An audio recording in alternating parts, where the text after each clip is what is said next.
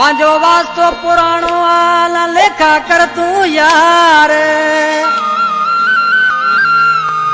पांजो वास्तो पुराणो आला लेखा कर तू यार। ओ अता मम दे एतबार टुटी विंदो रामो चवे अला।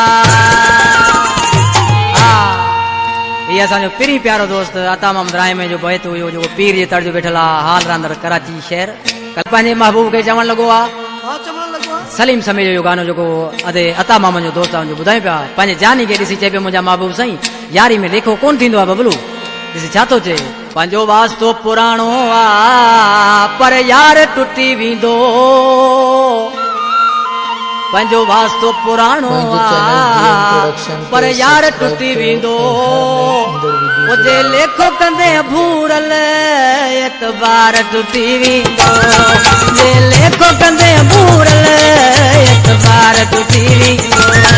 पंहिंजो वास्तो पुराणो आ पर यार टुटी वेंदो। पंहिंजो वास्तो पुराणो आ पर यार टुटी वेंदो। जे लेखो कंदे भूरल एतबार टुटी वेंदो। जे लेखो कंदे जानी एतबार टुटी वेंदो। ये सही ॻाल्हि आहे दरिया गल गिरिया।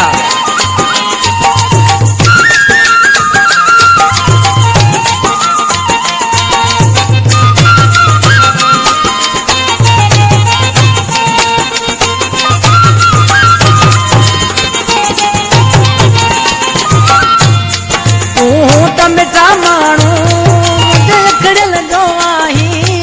तूं त मिठा मुंहिंजे नूर अखड़ियल जो आहीं। पर कोन कॾहिं थींदो जी तूं तो मिठा चाहीं।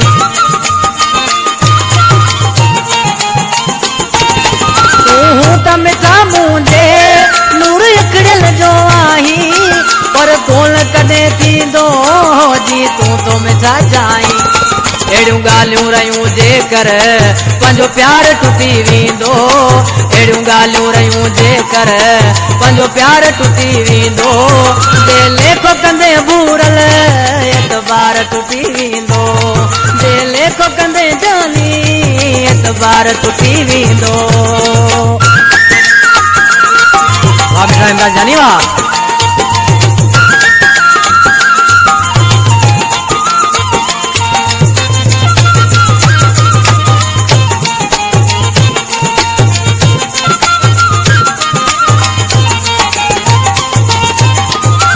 बबलू बबाजी दरिया गल किरिया आज चे पे मुंहिंजो हिकिड़ो शर्त आहे तोसां ॾिसी छा थो चए।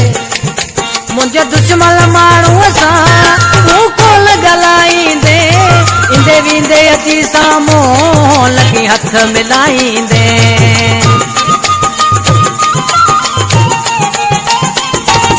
मुंहिंजे दुश्मन माण्हूअ सां तूं कोन ॻाल्हाईंदे। ईंदे वेंदे अची साम्हूं लकी हथ मिलाईंदे। ये कौल न पारिया तो इकरार टुटी वेंदो। ये कौल न पारिया तो इकरार टुटी वेंदो। जे लेखो कंदे भूरल एतबार टुटी वेंदो। जे लेखो कंदे जानी एतबार टुटी वेंदो।